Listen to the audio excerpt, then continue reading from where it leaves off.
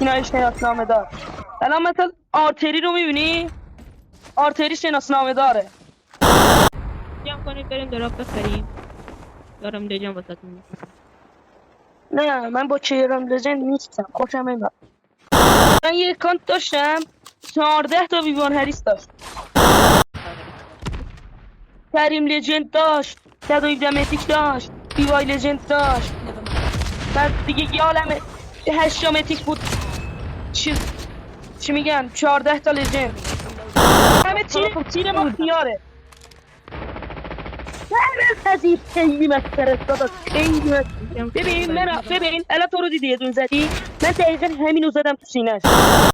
رکورد تو لیدر بورد آلکاتراس چند بود؟ تا الان تا نفر چندم اومدی؟